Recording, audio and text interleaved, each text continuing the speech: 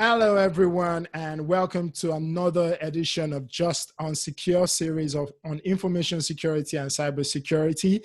I'm your host, Baz, and my co-host is OO. We're information security evangelist and enthusiast. And today we have a great show for you, especially our guest is coming on board to talk about what we all want to know, which is security culture. So we are demystifying security culture and bringing in a very wonderful guest who is very well known in the industry. Yemi, do you have anything to say about our guest before we bring him in? I'm looking forward to talking to our guest that we brought on board to talk about security culture. So sometimes this culture is completely bizarre, we should say. We talk about it so much, but are we really practicing it? And if you look at what is happening around the world right now, come on, do we still have this culture? So we just thought we should bring in someone to talk about this particular topic, and then we'll see how it goes. Great. Let's bring him on board and all right, get the drums rolling. I'm going to do that right away. Hello, Richard. How you doing? Hi, guys. Good morning. Good How are we? morning. Good. You know, different time of the world, right? So it could be morning somewhere, could be afternoon somewhere. I think morning is. I'm just afternoon, so yes, morning. Mine is early. Yeah, yours is morning. Mine is also afternoon. Brilliant. Yeah. So let's kick it. Let's kick it. Like I was just on some guests that we are bringing in a security awareness guru on board. So before we get the drums rolling and the questions hit hard, would you want to introduce yourself to our viewers so that they kind of know exactly who you are, what you do, and where you're coming from? Right. Thanks, Bob. So as you know, I'm a security awareness, I don't know about guru, but I'm a security awareness specialist. But aside security awareness, I have experience across information security, data privacy. I've worked with various sectors. I've leveraged my knowledge and expertise across different geographical regions and regulated industries. But my primary focus areas in information security is risk management, GRC, regulatory compliance, a bit of operational resiliency, business continuity, and of course, security awareness and training, which all comes down together as managing risk for the organization. I'm currently the Business Information Security Officer, the BISO at Emirates MBD in Dubai, managing all of those things I mentioned across the group, which is spread across 7 different regions, ensuring that we manage risk and potential exposures to make well-informed decisions for the organization. So yeah, that's it. Did you hear that, Babs? Absolutely. Now that is the role, BISO, Business Information Security Officer. Yes. But my first question is going to come around that. So then go ahead, Babs. I think, like I said, the BISO is one of the new areas catching up right now. So it's definitely, from my own perspective, what to know more about what you do and how you do it and how you get impact within the organization.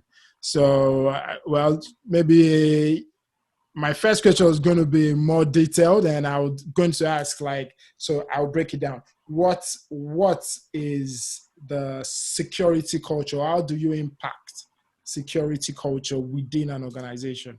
So, as you know, culture is not something that just happens overnight. Culture is something that's embedded in the DNA of an organization. So, first of all, when we say culture, we mean, first of all, are the employees aware of their environment?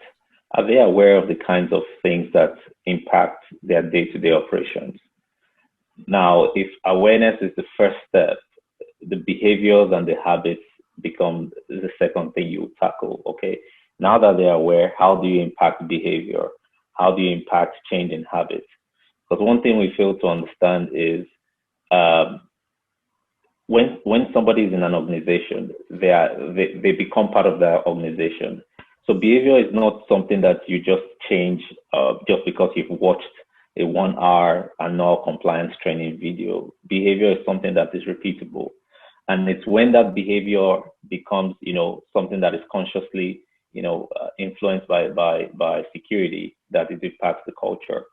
So, to the question you asked before, the culture is not just about ensuring that people are aware, but also ensuring that the habits and behaviors that impact security become more conscious to them, such as empowering them to be able to detect threats, to be able to facilitate in the response culture of the organization, and to be part of the whole information security landscape, whereby we have people, process, and then technology, people, and then process.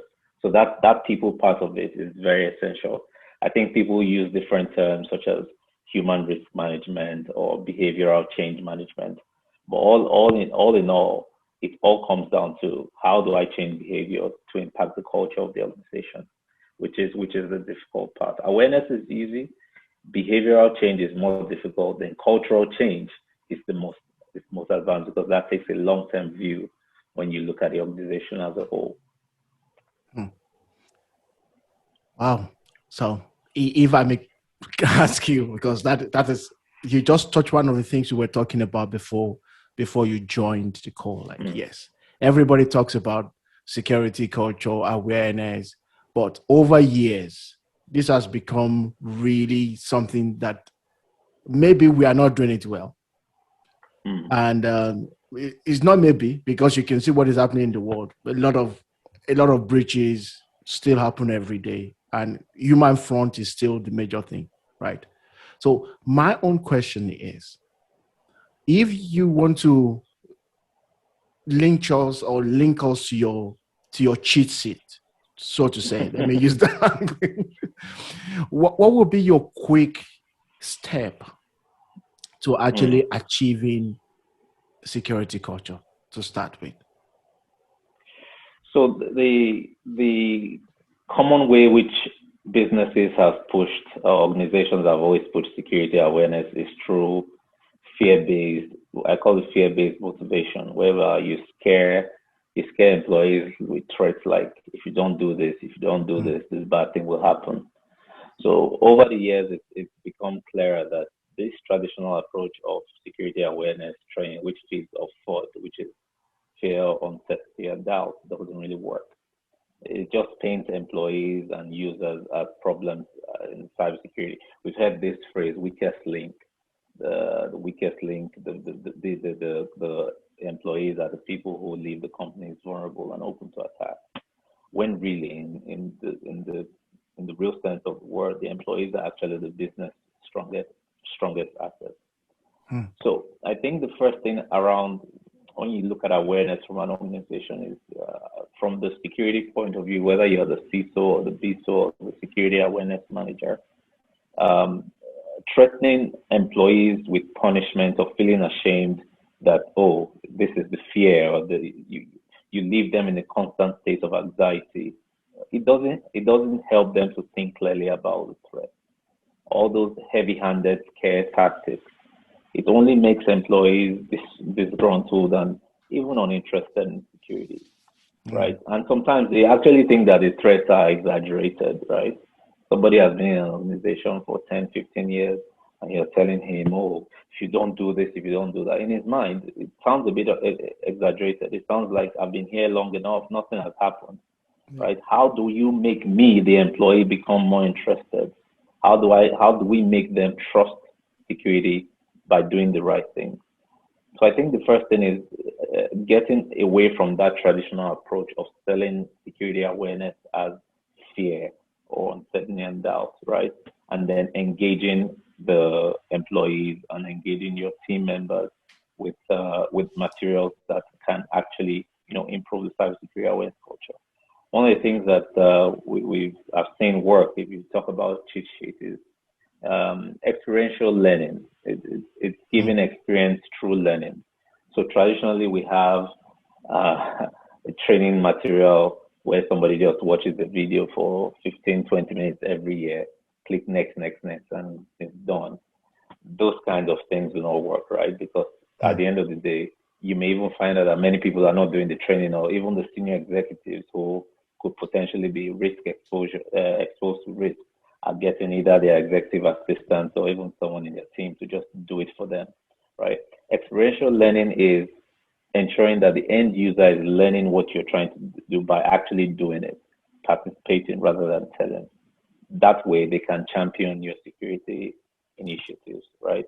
And we can talk more about those kinds of learning later, but I think that what my point I'm trying to make here is the traditional method of selling cybersecurity awareness from feeding off fear, uncertainty, and doubt needs to be the first step you remove from your program. Wow, that brings me to my next question, really, because focusing on the employees, but how do you measure and get management's buy-in? Because most of the times, senior management do not necessarily see security culture as any big deal, or because they tend not to see how it is measured. So they don't necessarily put it in the category that is needed. So how do you tend to, the security culture, the impact to the organization, and get management to be focused on it? Okay, so when we say security is everybody's responsibility, that I think that's the first step. What does everybody's responsibility mean? Because in the grand scheme of things, the security function of the security department exists solely to support the business. So the goal is to enable the success of the business. Doesn't matter whether you're in banking or you're in government. And it's not to limit it, it's to support it. So what that means is, like I said, security culture in a company is not about blocking things. It's not about blocking initiatives or blocking innovation. It's actually empowering people, starting from the executives. So I think that we cannot remove security awareness from risk management. At the end of the day, I'm one of the proponents that believe that everything we do in information security is risk management. It means that every activity, whether it's security operations, incident response, vulnerability management, is all part of risk management. Now, people tend to think that we have IT risks, credit risk, market risk. At the end of the day, they're all business risks. Any type of risk will impact financials, it can impact reputation, regulatory, legal, and so on and so forth. Selling risks within security or security risk as a business risk is the first thing. How do you ensure that your business or your decision makers look at the exposures from, human risk management, which is security awareness exposures, and own it and set an appetite? So security professionals need to dumb down, all the technical jargons that happen within that space, security awareness, and speak it in a way that they understand it as risk. You have to speak the same language. You have to say, for instance, that the exposures that you have from a high click rate on a phishing campaign could impact you financially, or could impact the bottom line, or it could impact you reputationally. Because if this is not handled, then you run the risk of being exposed to XYZ, ransomware, and so on and so forth. And what does ransomware mean? It means negative media coverage. It means financial implications, customer unrest, and all of the other things. So linking, first of all, what the goals of security awareness is trying to plug is the first selling point of security awareness. I know it's always hard to show the ROI, the return on investment in security awareness training, since most of the metrics that I use to measure its success are often vague, or sometimes even not useless. But this is where the hard work for the CISO or for the security awareness professionals need to come in. ensuring that the ROI for security training is brought out. It doesn't have to be anything grand or anything too grandiose. For instance, in my organization, when we speak to the executives, we use two things. We use how often are people reporting spam, and not spam emails, phishing emails. What is the reporting rate like? Right? Do we see a high uptick in reporting rates and a lower uptick in phishing rates? So we look at it from two points of view. We do have phishing campaigns and phishing simulators, which we spend on a fairly regular basis. And then we look at how we compare the campaigns to real life. We look at our gateways. What kind of phishing emails are not being blocked and getting into people's boxes? And when they get into their boxes, we measure. When it gets into anybody's box, does the person report it? Does he delete it? Does he click on it? Right? Those kinds of metrics, getting them into the front of the decision makers and say, you know what? I think with the way we are going, we have a higher exposure to getting phished, because when we look at the phishing simulators and we look at the real phishing emails, these are the things that could potentially happen if we don't tackle it with training, we don't tackle it with engagement, and so on and so forth. So that's how you get the buy-in of the decision makers. You make it a risk discussion rather than just a vague security awareness activity that's happening somewhere which they don't connect with. I like the way you presented few concepts, and thank you for that, especially when you mentioned the way you also use technology. It's now more of data driven, where you are trying to show the management that yes, this is the effectiveness of what we have done. This is how someone have clicked on something, and this is how we need to close the gap. That means it's not, if I can say, that means it's not like a single approach. Yeah, you just did it, and then you said it's blocked. Yeah. Now let's go to the next one. So I like that. But I'm going to ask, you also mentioned something about customers, right? Because in the sector that you work in as a BISO, and also in the banking industry and financial industry, customers are impacted. So how do you also bring customer in the security culture? So my role is mostly looking at risks that impact the organization from the employee's point of view. Unfortunately, the customer security awareness is a parallel program, and I don't think two of them touch in any way, because the exposures that happen from a customer's point of view and the risks are quite different from the exposures that happen internally. So if by chance there's a phishing email that comes into my employee's mailbox and it clicks on it and so on, the recursive effect internally is different from if that happens on the customer side. But what we try to do from a customer point of view is, because you don't have the same level of control for a customer. They're not using your laptops, they're not using your mobile devices. They have their own devices and so on. The first thing that you must ensure is that you're building secure applications for the customer, right? So ensuring that registration, change of passwords, all those kinds of things, leverage on strong technologies like strong passwords, multi-factor authentication, and so on and so forth. But it gets much more difficult because they're outside your control. You don't, all the other emails that are coming into their mailbox, you don't know whether they are clicking on it, whether they are replying to it, and so on. Yeah. So we do have programs whereby we shine the beam light on consumer or customer awareness through different mediums, emails, social media, sometimes SMS, and so on and so forth.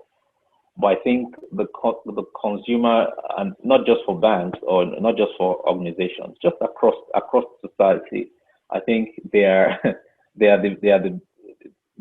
the sharks, and then we have the people who are trying to kill the sharks. But there's just so many fish in the ocean that it's almost impossible to guide and guard consumers. They are going to different websites every day. They are downloading different apps every day.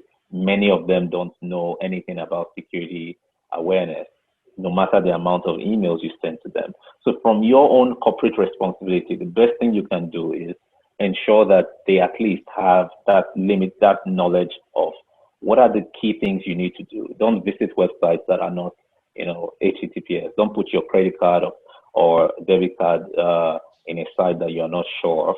Don't receive phone calls and somebody tells you to send an OTP. All those kinds of things. But I find out that there's still a long way to go because you are not, as an organization, you are not within control of the other things that could potentially be with all these cyber criminals. Because remember, cyber criminals are the best emotional manipulators out there. Their aim is to ensure that they drive greed, curiosity, fear, and there are so many ways they can do that. And there's only so many things that you can cover for your consumer. Yes, you can tell them, don't do this, don't do that, don't do that. But every day, the cyber criminal is thinking of ways to circumvent all of that, right? So dealing with customers is ensuring that the applications that they use, the websites that you provided for them, you let them know that if you receive an email that says you need to update your financial information, or you receive an email that says you need to update your personal information, you need to tell them on a constant basis, we will never ask you for this. We will never ask you for that. In fact, our organization, I'm glad I work for an organization that's very aware of these responsibilities. We have billboards across the city. It's not advertising the brand of the bank. It just says the bank will never ask you for your CVV, your OTP, your this, your that. Right? So it's putting it out there to those who want to see it. But at the end of the day, cyber criminals will always find a way. Just on Thursday, somebody called me and said, your bank is telling me I have a fraud case. I said, what do you mean? He said, somebody called me from the police and said that they are sending me an OTP to my phone. And I did get an OTP, and it came from Dubai police, right? And I was like, so what did you do? I told them I don't have a case with the bank, and nobody has told me about it. But they said I should give them the card that I have, my Emirates ID, and so on and so forth. I just wanted to call you before I confirm. This is somebody that I would think should know about this, right? Well versed and so on. The person is not really in IT, but technology aware as well. And I was just thinking, this is someone that I know. What about the millions of people out there who are, negligent to these kinds of tactics? And you can see the emotion in his voice, the fear that the police is telling you have a fraud.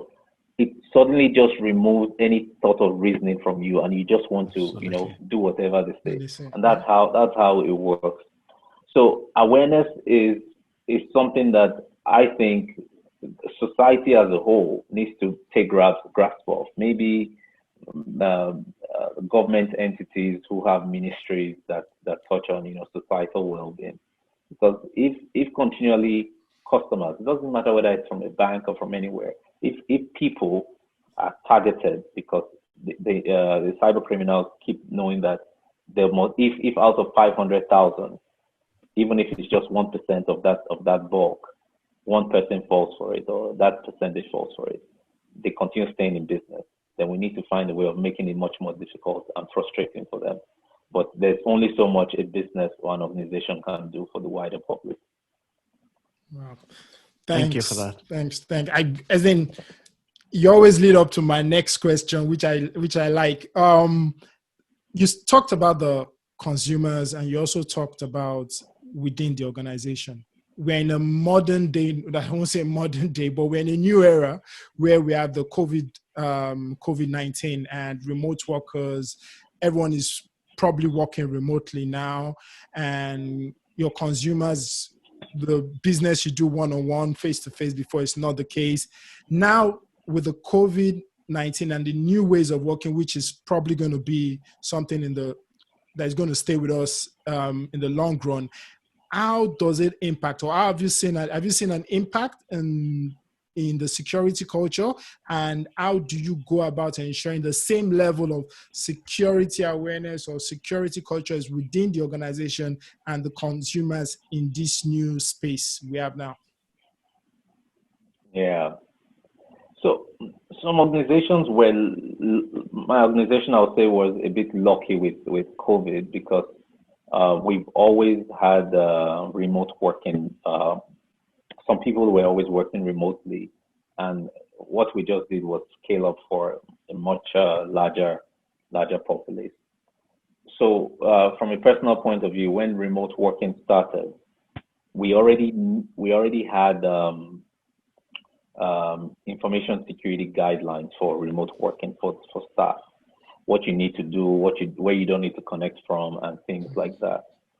But I know that is not the case with many other organizations, whereby remote working was just a new thing for many organizations. So there are very salient points that organizations. I know COVID-19 or remote working it's not behind us, but it's already like a year, or 2 years. No, not Yeah. 2 years. Sorry, a year. I've lost track of time, but it's already a year ahead. Things like building the culture of ensuring that users connect via, secure VPN, employing the use of multi-factor authentication, employing the use of not connecting via insecure Wi-Fi and things like that. There are certain key 5 to 10 things that an organization can embed within their new way of working. But the truth is, and it may be an unconventional truth, if you've been doing your security awareness right, COVID-19 would not be such a big challenge, right? COVID-19 moving to remote will not be a big challenge because all the things I've mentioned are things that your users and your employees should have known even before you started working fully remote. They should have known that when they work from home, if they are not coming to the office or if they're in another location, they should not be connecting to the organization through insecure Wi-Fi, open Wi-Fi. This is something that has already been embedded in your information security practices or guidelines prior to remote working and COVID-19. They should also know that two-factor authentication, secure VPN are things that they should be aware of. They should also know the kinds of emails that should come from IT support. So if you get a random IT support email from your company saying remote working configuration, click on this link, you should be able to identify those kinds of emails that could potentially, sway you towards doing that. So I think if you are just starting out a program, a security awareness program in COVID-19, it will be much more challenging for you because there's a lot that your users need to start knowing about. However, if you've been, building this within the awareness and behavior and in the consciousness of employees, it's just going to take a little bit of scaling to affect much more, a much more wider audience within your organization. So we didn't face much. We faced technology challenges in terms of scaling, making sure everybody has teams, making sure that everybody can connect at the same time, getting more bandwidth from our ISPs. But from a people point of view, the challenges we faced were not that enormous. We're not things that we were not already capable of handling. Things like how do we print, for instance, were things that, we want to print this document, how do we print it now and scan it and things like that, because the scanners are in the office, the printers are in the office, and these are confidential documents for somebody to sign. Those are not really COVID-19 security things, but there were ways that we had to look at what was the best way to adapt to that, and then it brought in the invent of digital signatures, which we were already doing for certain parts of the populace, but now had to scale it across, and everybody now had to start using digital signatures rather than printing and so on and so forth. Yeah, so I think that the threats have always been there. They were just magnified by COVID-19 and remote working scenarios, but the controls are almost the same. Two-factor authentication, being aware of the emails, being aware of your connection, and ensuring that you do not leave a lot of decision making to the employees. You control the narrative, what they can do with their laptops, and so on and so forth. Ensuring that if I take my laptop home, there are still only certain websites I can connect to. either via split tunneling or VPN, so that even though I'm not connecting to the corporate Wi-Fi and I'm connecting my Wi-Fi, I still have the same control on the sites that I can visit, and you just extend your perimeters to everybody's homes, right? So that the control of, oh, make sure when you go home, don't open this site or don't do this. Yeah. Well, you can't still do it because those controls have been extended to your laptop. So limiting the decision making to the security side rather than letting the user also decide what they should do now that they're remote working is also another thing that came into play. No, great. I'll follow up with a question, right? For me, one thing is you talked about so much now. One key question to someone who is probably just coming to the industry or already is in the industry of security awareness or wanting to do that program is, how do I measure that I'm doing this right? That means, how do I measure the effectiveness of my awareness or security culture in my organization, both technology and non-technology? Okay. So I think, like I mentioned before, you need support. You need buy-in. That's the first thing. Once you have buy-in, once you have people in your organization that are constantly, looking out for whether your organization is at risk to people, and we're lucky that the key proponent in my organization for this is the CEO. The CEO is always asking, where do we benchmark ourselves today? Are we good with security awareness? What is happening? So once you have that buy-in at the top, it makes it very easy because the key person at the top is interested in the grand scheme of things. Every other thing flows. Not in all cases, but at least you have the interest of a key decision maker who wants to always know about it and potentially support if you need support in terms of funding. So let's assume that you have presented it, like I said earlier, to key decision makers, and now they are bought in. They know that the risks are there. What is the first thing that you can do if you want to set up a program? I think the first thing is you need to identify security champions across the organization, people who you feel within different divisions or different departments can champion the cause of security within the team. Because your sole reason for security awareness is to ensure that every person understands the message. Every single individual that is using a technology device, whether it's a mobile phone or a workstation, is a potential risk to your organization, right? So ensuring that you have people who champion the cause. How do you identify those people? There will be people in those divisions that one way or the other they are concerned about the risk that their employees could potentially expose to them.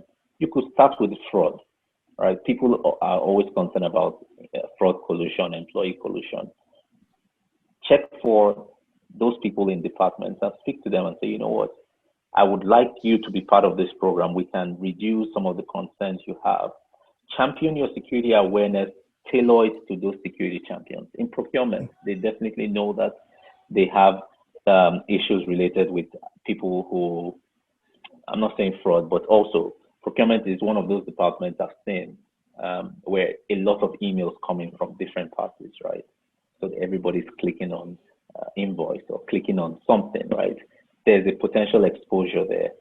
Get security champions in those types of departments and say, you know what, your department has a higher risk because of the types of emails that will come in.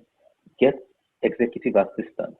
Executive assistants are one of the most highly susceptible people in the organization. You know why? They are managing the calendars and sometimes the emails of executives. And they are clicking on every single thing. Get an executive assistant, security champion to promote that cause. Get security champions with your developer teams, right?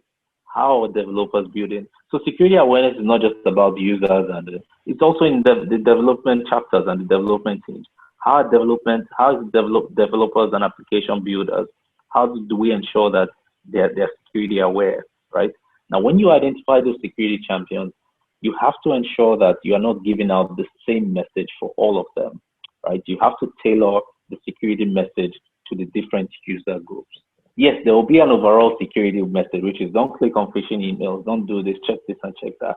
But each of these teams have a separate type of risk that they face and a separate type of exposure, right? Pick on the key ones, pick on the key security champions and drive it through that. And then define the behaviors and the changes that you want to see, right? Another way you could also ask yourself, am I doing the right thing, right? One of the things that I realized after we started, I joined in 2017, current organization, and I realized that after a couple of years, what are the things that let me know that we're actually doing security awareness properly? I use the data like I talked about before. Is there an increase in reporting? We have a reporting tool, right, in the email. Am I seeing an uptick in reporting? It doesn't even matter whether the reporting is phishing or not. Are people more comfortable with reporting phishing emails now, or do they just delete? When you see that people are reporting, it means that even that half a millisecond where they move from delete to reporting, it means that they care about something. We make them feel special about reporting phishing emails. In fact, in 2019, 2018, we had a best reporter event, which we did, whereby we looked across the organization and we looked at who are the people who have been reporting the most phishing emails in the organization. And the CEO gave prizes to them. We made them feel special about being part of the security initiative. All they did was when they get phishing emails, they reported, right? Are you seeing an uptick in reporting emails based on the messages that you've talked about? Are you seeing a reduction in fake phishing emails? In phishing emails that come in and less clicking? And one other thing, are you seeing an increase in invitation to business meetings? We saw that as the security awareness machinery was being oiled with all of the different activities we're doing, we saw that we were getting invited to departmental meetings to speak for 15 minutes about cybersecurity awareness. People were getting interested in the message. Come and talk for, we have our, what they call it, our convention or our one-day workshop, offsite that some divisions do. And they say, please, we want to invite you to speak for 15 minutes, talk to our teams about cybersecurity awareness. Those are the kinds of things that move from just awareness to behaviors, because now they know about something. They want the whole entire employees to change, what they are doing, and now they want it to be part of the culture. If you work for a bigger organization, it's a bit more, extensive exercise, right? Because you have different teams, different dynamics. But those kinds of things like measuring the increase of invites to business meetings, phishing clicks, reporting clicks, and ensuring that, how fast do people do, even if you're doing annual, that annual cybersecurity training that you need to do for audit purposes or compliance purposes, how fast are people doing it, right? Yeah. Some people wait till the end of the year before they finish it, just till the 364 days. Yeah. We saw that when we released our cybersecurity awareness course, which is about 15 minutes, 20 minutes, there was year after year, we get the completion rate of, in the first few weeks, people are completing it rather than waiting for a few months. They are more interested in the training because the materials in that training, we tailored it to be a bit more engaging.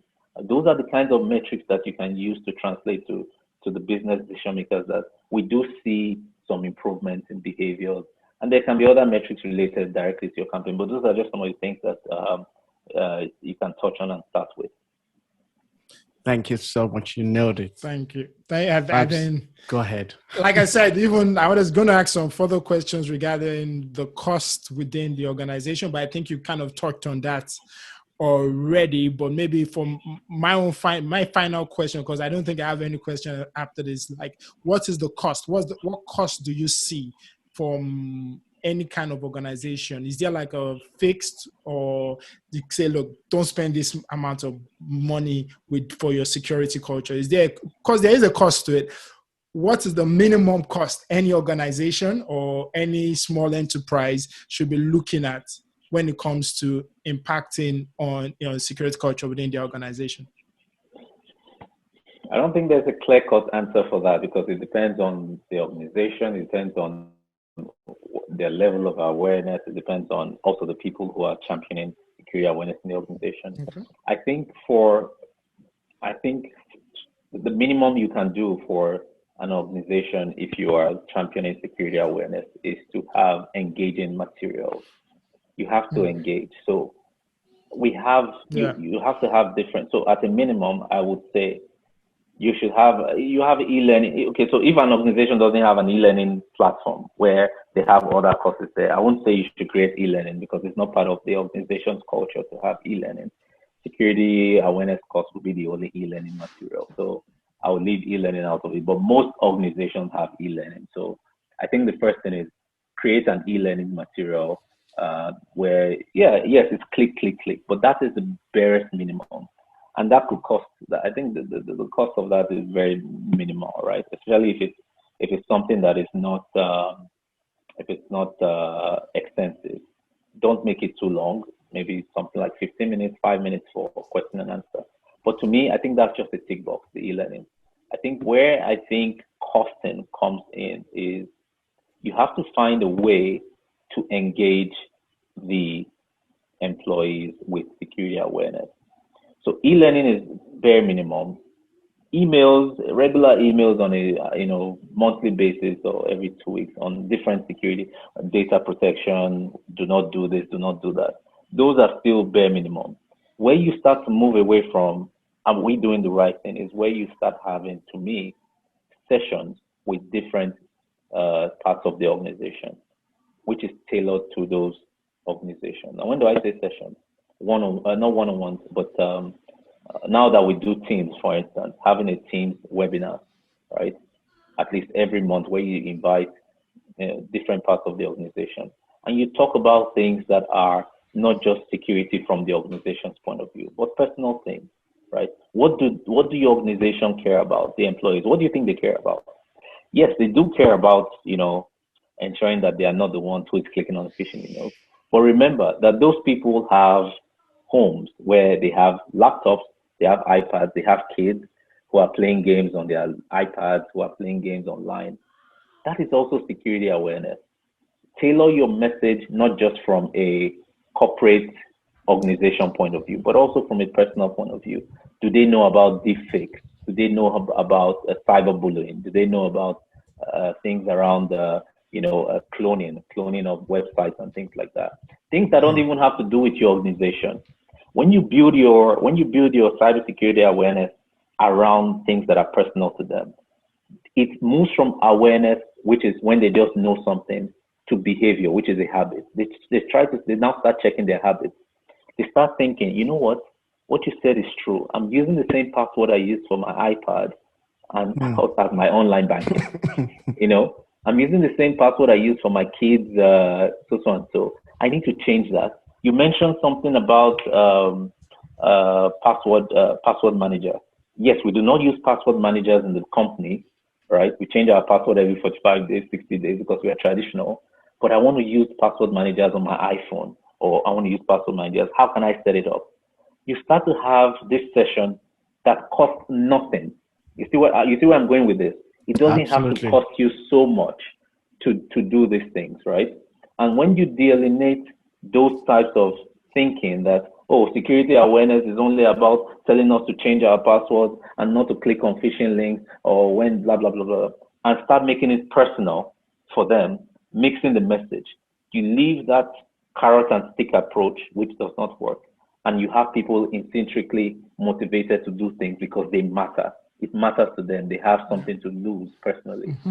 And that's how you move it from just being aware to, behaviors and being part of their culture. Yeah. So cost, I can't say what cost is. I can just tell you what the minimals are, but I can tell you how it can be low cost. So low cost means you just need to spend time to design the materials the way you want to convey the message. And that doesn't have to cost much. There's a lot of material online that's free that you can get. You just need to put it in a slide, and there are videos. I use YouTube videos. I embed YouTube videos in slides and watch 1 minute YouTube videos, 2 minute YouTube videos about things that are not really corporate centric, but they apply to you as an individual. if you change it from that point of view, you also change their behaviors in the office. So you're using something that they care about to meet something that you care about, which is your organization's protection. Okay. Absolutely.